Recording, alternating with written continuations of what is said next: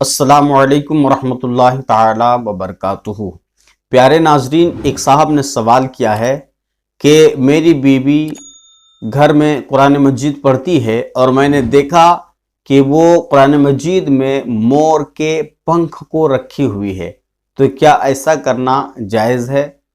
تو بہت ہی اچھا اور پیارا سوال آیا ہے۔ آپ میں سے اگر جانتے ہیں تو اچھی بات ہے، نہیں جانتے ہیں تو سن لیجئے۔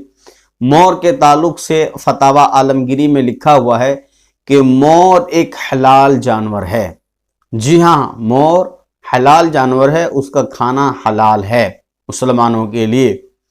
اور جو قرآن مجید میں یا اور دینی کتابوں میں یا کاپی میں جو مور کے پنکھ کو لوگ رکھتے ہیں اور زیادہ تر یہ عورتیں کرتی ہیں، تو یاد رکھ لیجئے اس کے تعلق سے بھی ہمارے علماء فرماتے ہیں کہ جو کام عوام میں بے ادبی میں شمار کیا جاتا ہے، جس کام کو عوام میں عرف عام میں بے ادبی میں شمار کیا جاتا ہے، تو ایسے کام کو شریعت میں بھی بے ادبی میں شمار کیا جاتا ہے۔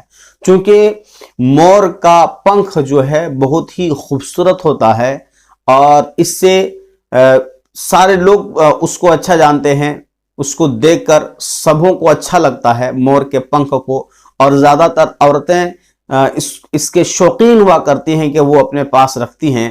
تو اس کے تعلق سے علماء نے فرمایا ہے کہ جو قرآن مجید میں مور کے پنکھ کو رکھا جاتا ہے یا اور دیگر کتابوں میں رکھا جاتا ہے، تو چونکہ یہ عوام میں بے ادبی میں شمار نہیں کیا جاتا ہے، اور بے ادبی کا یہی مسئلہ ہے کہ جو کام عوام میں بے ادبی میں شمار کیا جاتا ہے، شریعت بھی اس کام کو بے ادبی میں شمار کرتی ہے۔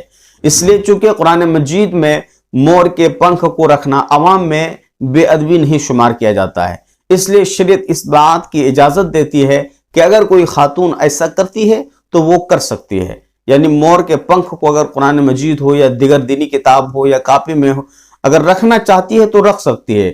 اس میں کوئی گناہ بھی نہیں ہے، نہ ہی اس میں کوئی ثواب ہے۔ اس میں اسے کوئی نہ ہی گرفت ہوگا، نہ ہی اسے کوئی اجر دیا جائے گا۔ یہ ایک اچھا کام ہے، اور وہ اپنا نشاندہی کے لیے اگر رکھتی ہے کہ میں نے آج یہاں سے یہاں تک پڑھا، کل یہاں سے پھر مجھے آگے پڑھنا ہے، تو اس حساب سے اگر وہ مور کے پنکھ کو رکھتی ہے یا اور بھی کوئی دیگر وجوہات کی بنا پہ رکھتی ہے تو رکھ سکتی ہے۔ یہ جائز ہے، اس میں کوئی گناہ نہیں ہے۔